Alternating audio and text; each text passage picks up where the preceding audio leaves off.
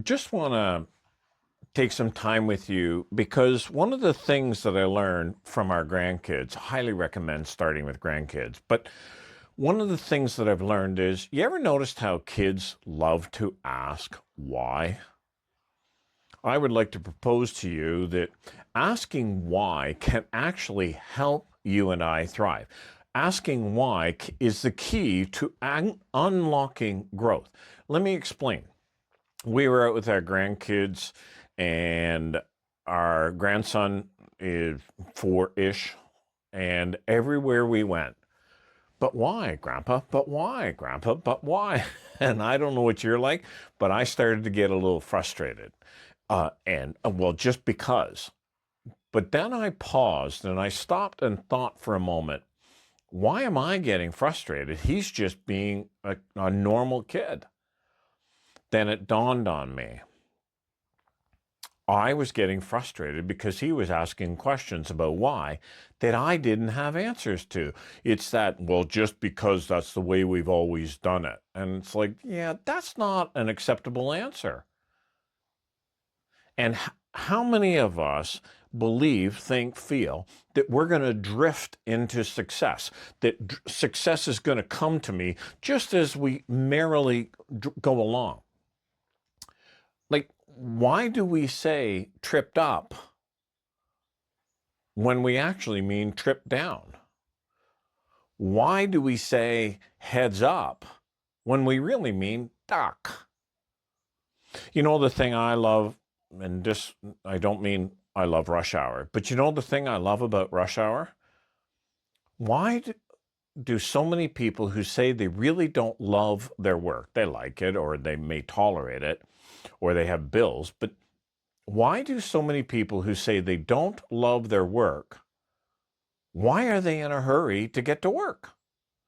I don't understand why there are cops needed for rush hour or getting people getting into work early in the morning if they're not really in love with their work.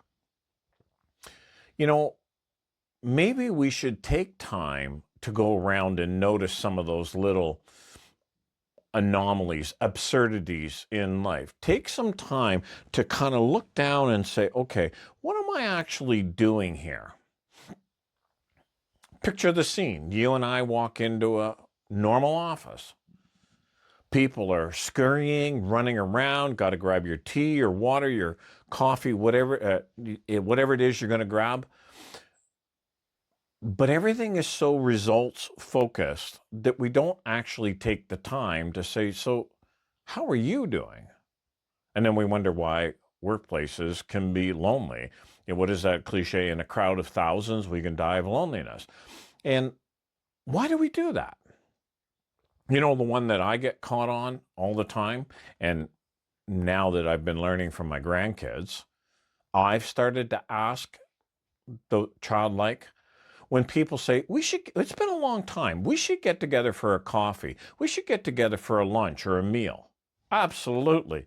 I think that's a great idea. Why don't you call me when you have time? How many of you have had those people say, we should get together for whatever the reason, and they just never get around to it? Number one, that's a value statement. But number two, ask them, well, why would we get together for a coffee? Why would we get together for a meal? If we are just getting together to talk about nothing, then I agree. There is no reason to get together. But if we are going to get together, why? Well, because we haven't chatted in a little while. And in a workplace, in a relationship that is transactional basis, that is just about what you can do for me or what I can do for you, it's just about productivity, performance, protocols, and so on and so forth, then you know what? Don't waste your time getting together. If your workplace and your relationships are about values and what's important, then we need to make the time to get together. The why is because they're important. They are of value. And part of that process of getting together is understanding some of those things. So the first action step I want to challenge you to do is when you get caught in a hurry, whatever that means for you, but in a rush, ask, why am I rushing? And Stephen Covey does it, but there's a whole bunch of time management matrix. And they talk about important and not important, urgent, not urgent. And sometimes we get caught doing the urgent, thinking it's important. Well, relationships are seldom urgent, but they're always important. Number one, pause and ask yourself, why am I rushing? Why am I in a hurry? But then the second part of that is speak the truth gently. I know who your worst critic is. You know who mine is. Don't be a critic. We don't need more of those. Speak the truth gently and say, is this, so if I'm in a hurry, or if you are in a hurry, why am I in a hurry? And then if it's not something important, then speak the truth gently and say, okay, what can I do since this is not that urgent and important for me? And then the third action item is reframe the conversation. Make it about values. And, one of the things that I learned, one of the times I lost my job, is I would have people say, well, we should get together for a coffee. Okay, why? And their response was inside, well, John, you don't have a job. Why not? Well, when I learned about values, it was really simple. Well, you're absolutely right. Because I don't have a job, I can't spend time getting together with people for a coffee because you've got a job. So therefore, you don't need to be doing anything. I need to be looking at work. I need to be doing information meetings with people to find out the right kind of work. I need to be busy working on finding work. So yeah, you know what? I am without work. I am unemployed. So I can't waste time just getting together for a coffee that doesn't help me move my career forward, doesn't help me advance my values of being a good provider in my home. Do you know how quickly that changed some of the relationships? I never got another call from some people about getting together for a coffee, which kind of reflects the values of the relationship, I guess, in some ways. Asking why can actually be the key to growth. Asking why can, if you will, help us gain clarity on what you really value. There's two visuals that I'm going to ask you. Picture a river.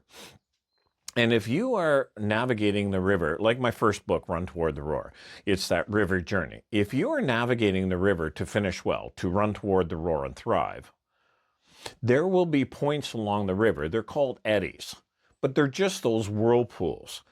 And if you and I are not clear on our values, we can get caught in those whirlpools, but really, we're not going anywhere. A bearing has the same look, but a bearing is about taking a compass reading and navigating towards it. As a result, when those currents try and draw us off course, they don't have the same effect. We might get drawn off course. We all do. We're human. But then we can immediately refocus, take the bearing reading again, and navigate from the different point that we find ourselves into. Please understand, this is not going to be about comfort. In fact, most of us know that change is uncomfortable. But when we change and look back, we call it growth. Therefore, growth is uncomfortable. And so pause, ask a question,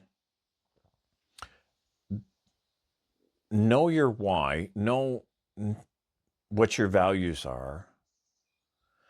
But then the one that I've learned, get the right people around you. They might never be best friends, but they are the ones who love you enough, care enough. Actually, they're the ones who value you enough to say, why are you doing that? They're the ones that care enough to ask those why questions. They're not saying heads up, they're saying duck. They're saying, why is that important for you? Remember, rooted in values, revealed in pressure. Start asking why, because that's going to be the key to growth.